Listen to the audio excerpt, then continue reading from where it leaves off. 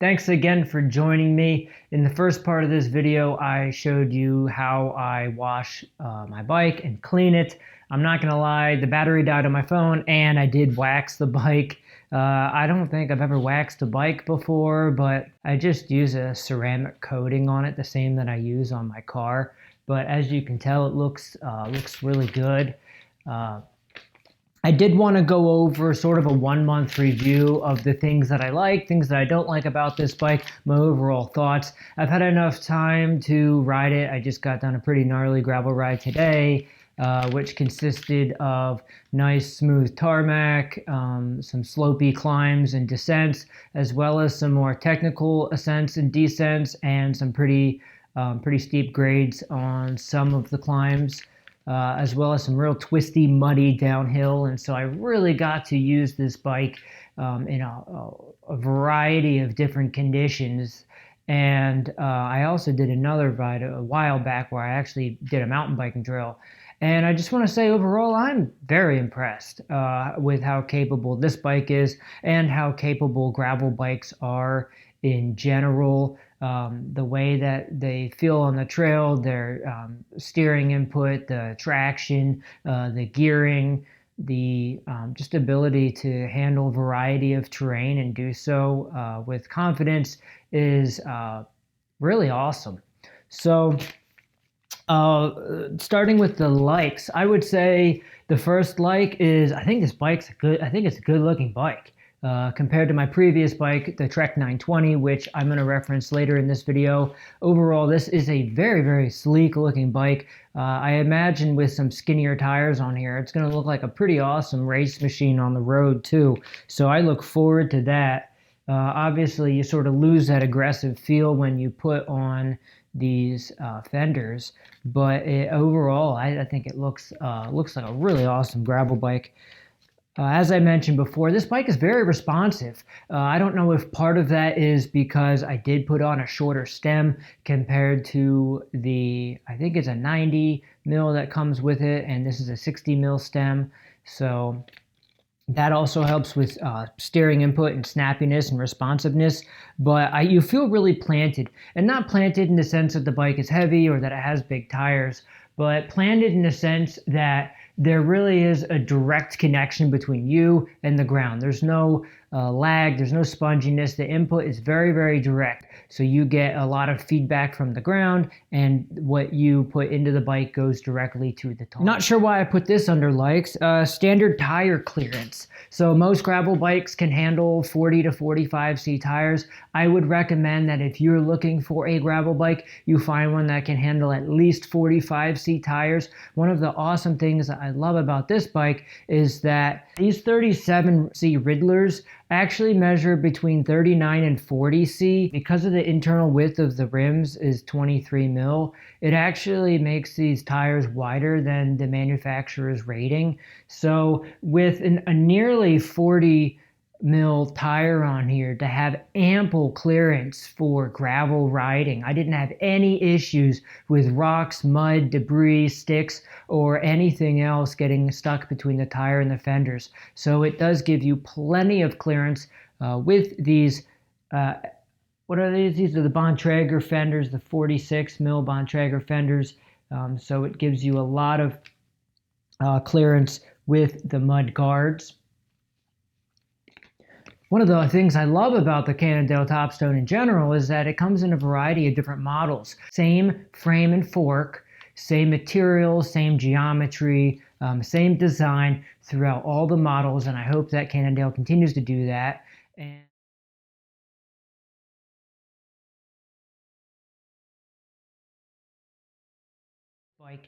And I love the wheel set. It has the spoke holes in the middle instead of the offset spoke holes, so I'm not getting punctures from the spoke holes on the inside of the rim. I have not gone tubeless yet. I haven't had really any problems yet with the tubes, so I'm not necessarily inclined to go tubeless just for the fact of going tubeless, but I likely will in the near future.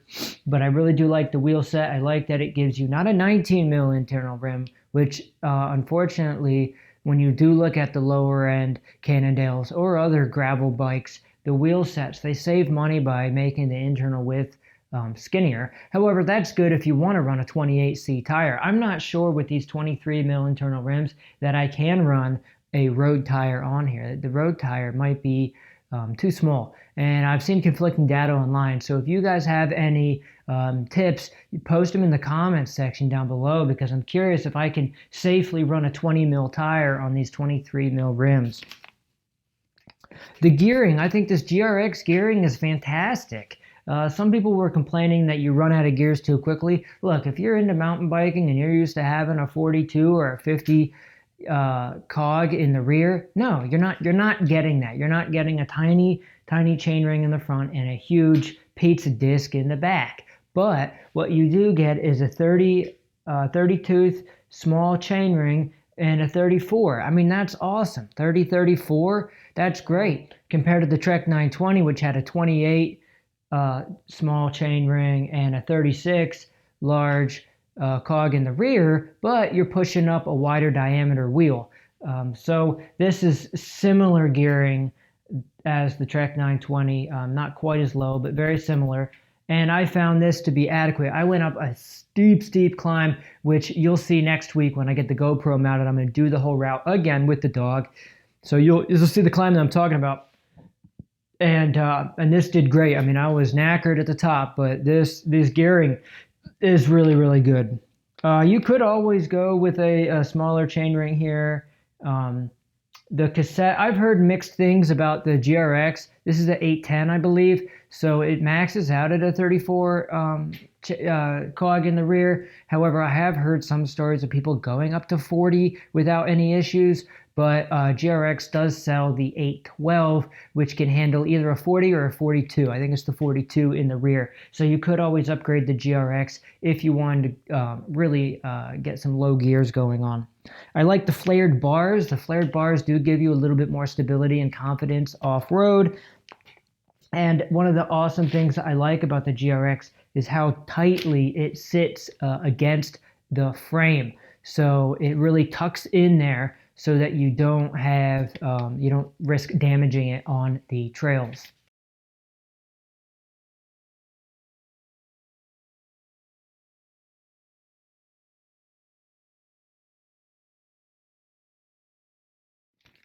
On to the things that I don't like about the bike.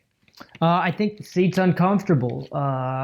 For this high end of a bike, I don't know if they even make stock seats that are comfortable. The one that I have on my Fuji, I've had on there for 6 or 7 years, and honestly, that's a comfortable seat. I did road riding 175 miles last summer, and it was comfortable. And that came stock. That's an oval seat, OVAL. Anyway, this fabric seat, like, it's okay, but you know, it's not good if you have to spend a lot of time in the saddle. I mentioned this on the likes, but the don't likes, and this is sort of subjective, but with the 45 mil tire clearance sort of maximum limit, aggressive bike packing is sort of out of the limits for this kind of bike. So one of the things that was nice about the Trek 920 is that I could do gravel, but I could also do bike packing with it because it had front and rear pannier mounts, or at least mounts on the front forks to have bags, and it could accept 2.5 inch, 2 and 3/4 inch tires on the front, and 2.25 to 2.5 on the rear. So you could do some pretty heavy bike packing with it. Now, if you're doing some like gravel bike touring, this bike would be great for it. However, you are limited to that 45C. And the internal brake routing. So the nice thing about this bike is it's clean. As you can see, there's no external cables whatsoever. Even on the front fork, they have an internal cable routing for the front brake. With that being said, if you ever want to swap out the brakes, what you're running into is now you have to disassemble the brakes and bleed them, reconnect them, and you have to do the whole brake maintenance. Now, with that being said, I've had bikes for a very long time, and I've never replaced the brakes, swapped out the brakes, had any problems where, that's more of a theoretical problem. There's no fork mounts. You do get two mounts on the inside for these stays, but there's no mounts down here at the axle. There's no mounts on the actual blades themselves. So if you did want to put the Salsa, I believe it's the Salsa Anything cage, and there's a few other ones to put some stuff there. Not a big deal that they don't have the fork mounts, but it seems to be that a lot of gravel bikes do have them, so why not just have them on this one as well? About it, I would say overall it's a great bike. I love that Cannondale has them in a variety of price points, and I love the tire clearance being 45 instead of 40, because that gives you a little bit more confidence when you are running the 40C tires that you have a little bit more room for mud and debris, and it also gives you plenty of clearance with the fenders as well. And they do give you two mounts instead of one in the rear, so you can run panniers and a fender in the rear. So those are my thoughts, and I really like the Durex group set. It's awesome. Hope you guys enjoy the video. If you have any questions about the bike, post them down below. And please stay tuned for more videos. Like I said, I have a GoPro coming in the mail tomorrow, so I'm going to be mounting that up and showing you the gravel rides, showing this Cannondale in action on the trails, just how capable and awesome it is and what a great time you can have gravel riding. Thanks for watching. Cheers.